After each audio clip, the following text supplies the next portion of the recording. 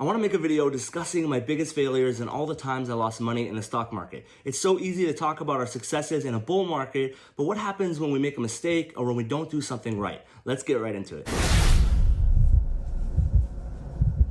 My biggest loss, my biggest red lines, the ones that puncture deep into my soul, my biggest mistake is CCIV. Now, if you don't know what CCIV is, CCIV was a SPAC, and Lucid Motors and Churchill Capital were supposed to merge and start to create driverless cars similar to Tesla.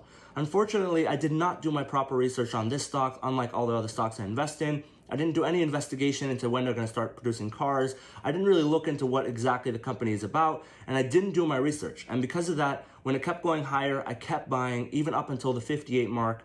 And then when it crashed all the way down to 20, I have a huge loss of massive amounts of money in my account.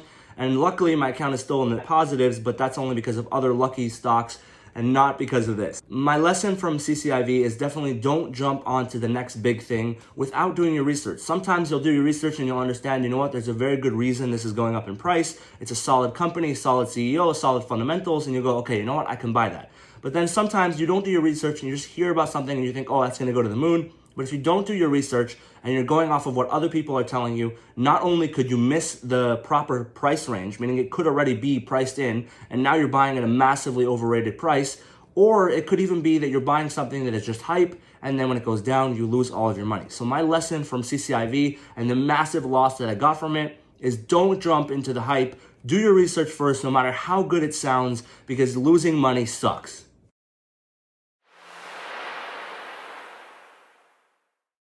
The next lesson I learned was right after I finished the military, and I started to look into Bitcoin. I was obsessed with it. I had a couple friends that were very obsessed with it as well, and I started to do a lot of research. And I had about enough money to buy a whole Bitcoin because it was at around an $11,000 price.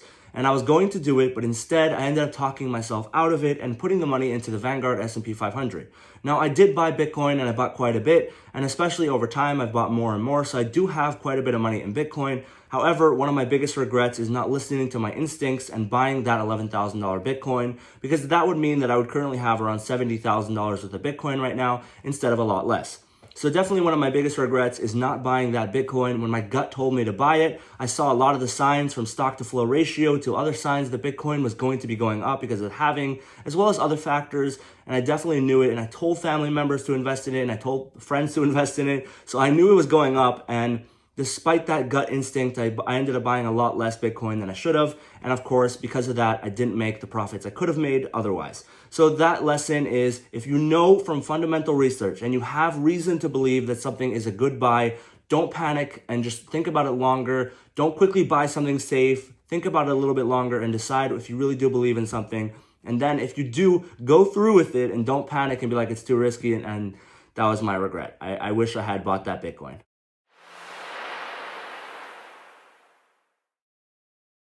Definitely one of my biggest regrets is Tesla. Now, the way it works is I was day trading Tesla back in the day, and I'm extremely against day trading now. I learned my lessons even though I didn't lose any money, but I realized that day trading is not a consistent way to make money in the long run. It's so hard to time the market properly, but I did make quite a bit of money from Tesla back in the day trading it, and because of that, I could have easily put a lot of money into Tesla, and I knew Tesla was a good buy, but instead I just kept buying and selling, and I missed a huge spike in price, which lost me a lot of money potential. So definitely one of my biggest regrets when it comes to Tesla is that I should have just used the money I made from day trading to put it into Tesla, and I would have made a lot more money long term.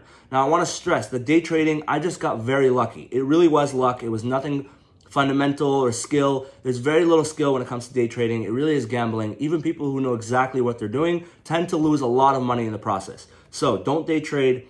I did get lucky and I did make a lot of money. And instead of holding Tesla and making a lot more money than any money I could have made in day trading, I just kept buying and selling. And that mistake cost me the massive spike in price for Tesla. So don't make that mistake. Don't day trade the market. Instead, buy valuable stocks and hold them. And long term, they'll make you good money.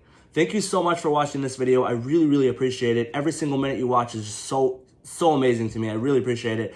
I'm going to continue making videos. I'm also going to make more videos on my losses and other experiences I've had in the stock market. If you enjoy these types of videos, let me know. I love making videos. They're so much fun. Subscribe if you want to see more. Like this video, and that's it. Thank you so much, and have an incredible day.